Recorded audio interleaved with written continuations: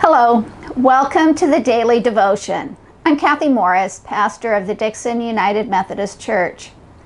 The book of the Acts of the Apostles tells the story of the movement of the followers of Jesus in the Mediterranean world.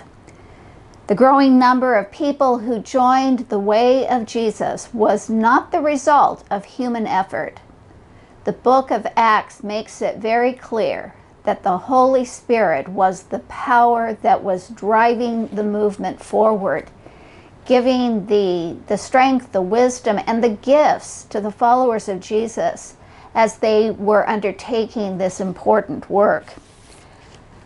The coming of the Holy Spirit on the Jewish festival day of Pentecost was dramatic and unmistakably powerful. The Holy Spirit made it possible for the followers of Jesus to speak in the languages of other people from other places, and in this way they were able to share the good news of God's love revealed in Jesus.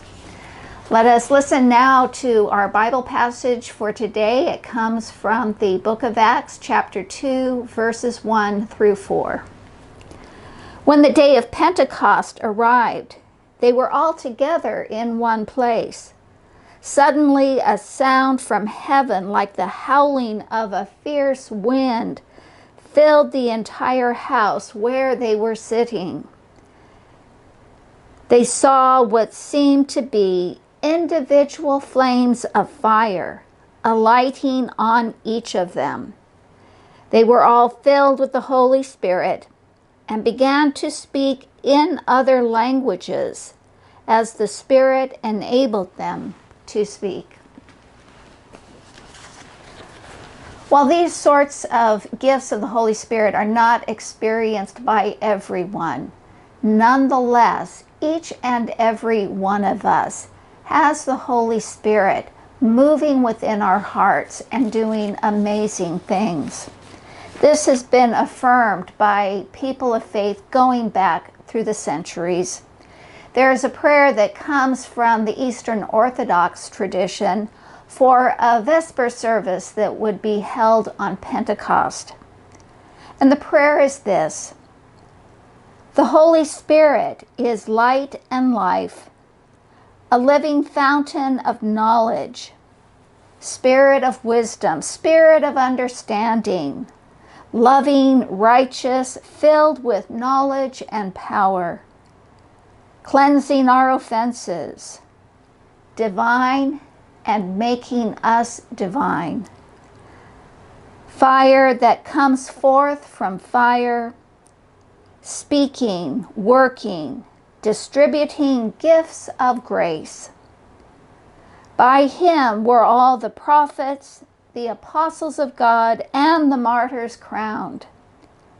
Strange were the tidings, strange the vision of Pentecost. Fire came down, bestowing gifts of grace on each. Many of the words of this prayer are ones that we would expect to hear when describing the Holy Spirit. Knowledge, wisdom, understanding, fire, gifts of grace.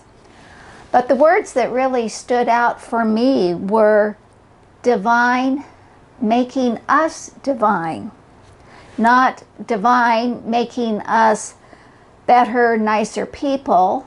Not divine, making us bolder, more courageous, but divine, making us divine.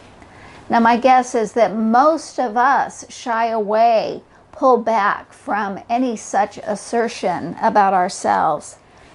But I think to help us get a little bit of an idea of what this prayer is conveying to us, in your prayer time, take a glass of water and then drop just 1 or 2 drops of dye. You might want to use a red dye as that color that we associate with Pentecost.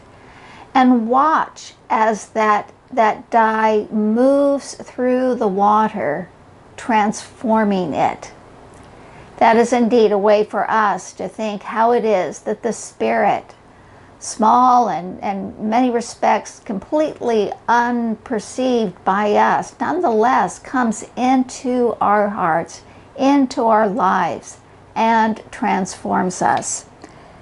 It is then that we are able to become our whole true selves, empowered by God's gift of the Holy Spirit.